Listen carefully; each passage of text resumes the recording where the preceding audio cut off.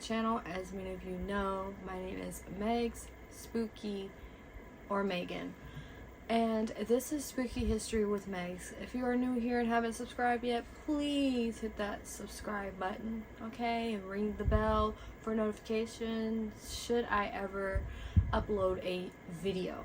I thought since my channel is all about spooky history, let's dive into what Halloween is actually about and what led Halloween to be how it is today, as far as safety precautions, what to look for in your child's candy, what to look for if your child is giving fruit, things of that nature. A lot of news outlets, they warn parents, hey, check your child's candy once you get home, get ready to eat it, all that good stuff. But let's dive into what makes Halloween so scary when going trick-or-treating nowadays. You all have heard stories of razor blades in apples, poison in the candy, and of course the scary old man or lady in the neighborhood. No one knocks on the door, even if it's not Halloween. You might ask yourself, how do these stories originate?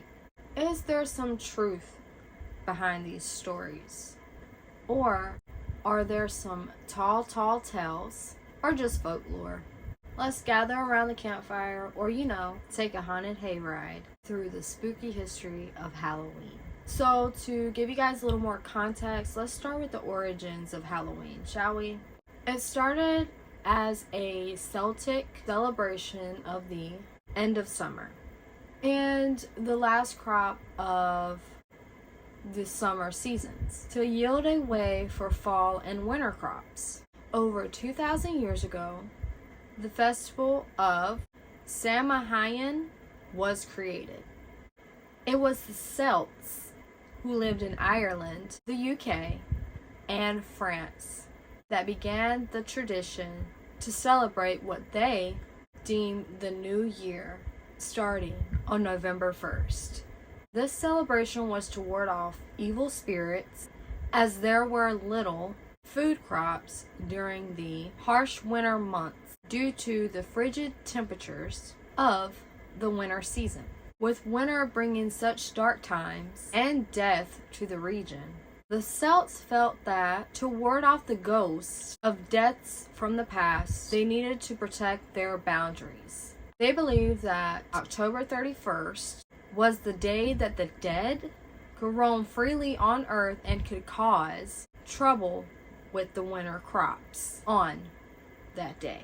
They also believed that the spirits made it easier for the Druids or Celtic priests to make predictions for the upcoming year. These predictions provided comfort to the Celts as the winter season brought on famine and death due to the cold and few crops. The Druids would build sacred bonfires that the locals would sacrifice their animals and their remaining crops. During the bonfire ritual, the Celts wore costumes believed to be made of animal skull and animal hide. They tried to read others' fortunes during this ceremony. As the ceremony came to a close, the Druids would put out the bonfire, and now they believed that the boundaries were in fact sacred. The Celts, however, would then relight the fire, believing that it would protect them through the harsh winter. If you are interested in the history of Halloween and how it was celebrated during this era, the History Channel has a complete list of each region and time frame. I have included the link in the description box below. Let's move on to the next thing. Here's a question for you. Did you ever wonder how trick-or-treat started? Like, where it came from? I mean, come on, we go to each house, at each individual house, and get candy. I mean, we send our children to beg for candy. Some of us adults, pretend to be children and beg for candy, because who doesn't love free candy, right? Who doesn't love free candy? So let's dive in to what and where trick-or-treating came from. So the tradition of Halloween started, and this is happening in like the US, of how the tradition started as well. The tradition of celebrating Halloween, it actually started in the southern regions. It was believed that the New England colonies felt that Halloween didn't fit in with their Protestant beliefs. Halloween began to be more acknowledged because of people's different beliefs. The Native Americans brought about the Halloween celebrations to pay homage to their crops. Neighbors told stories of the dead. They celebrated the harvest and told ghost stories, as well as causing mischief. Around the early 19th century, the new migration of immigrants brought on their traditions and the celebration of Halloween, mainly the Irish settlers. The holiday began to take off and spread to the remaining colonies. But how did it become part of the Halloween tradition is the main question. Americans began to take on the festivities of Halloween that the Europeans started. They had parties with games, and ghost stories were told. They would dress in costumes and go door to door asking for food and money. This, however, was the early stages of Halloween. Over time, the religious aspect of Halloween began to fade. It became a dark celebration of death and evil entities. With the brief history of Halloween, let us get to the fun part. Why we're checking candy for poison, or why there's razors in our fruit or in our apple. How did that come about? Who started it and why? If you cannot tolerate the death of children and the death of others, please skip this portion of the video, as it may trigger some people, okay? The first portion we're going to go through is in Wisconsin of 1973. Starts with a child. She's about 9 years old, and she went by the name of Lisa French. She was so excited to wear her costume on Halloween night and go trick-or-treating and go door to door and get her candy and then come home and maybe, stuff her face, okay? She began her evening by knocking on doors of her neighbors. It's her neighbors. Why not? Let's go knocking on some doors. Let's go beg for some candy. She did, however, knock on the door of a gentleman by the name of Gerald Turner. She was en route to a Halloween party down the street. Lisa, on the other hand, never made it out of Gerald's house or to the Halloween party that was right up the street from her. And it all began with a simple knock on Mr. Gerald's door for a piece of candy or fruit or anything of that nature.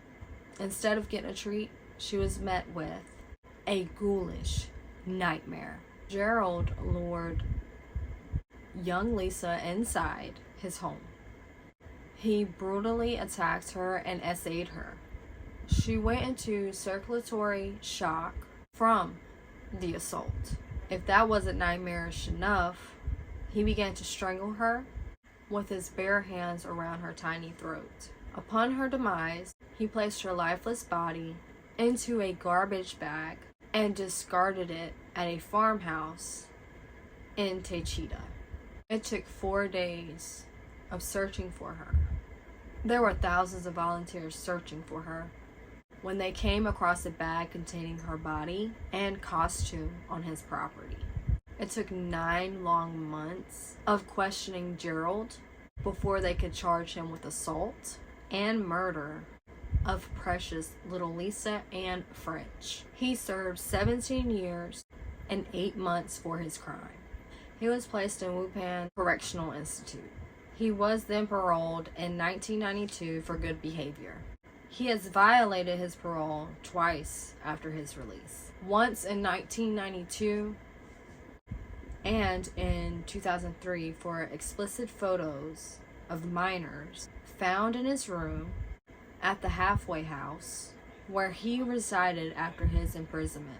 He served another 15 years before finally being released in 2018. And last but not least, we're going to talk about the Pixy Stix murder. In Texas, 1974, on Halloween night, a father, Ronald Clark O'Brien, was in debt and saw no way to solve his financial problems. So, in turn, he took out life insurance on his children with the plan to kill them on Halloween night. He laced Pixy Stix with cyanide. He presented them to 8 children, one being his son. The only child that ate the Pixy stick was his 8-year-old son, Timothy O'Brien. Timothy died from the poisoning, and the small community of Deer Park, Texas was stunned. Ronald received the death penalty and was executed by lethal injection in 1984.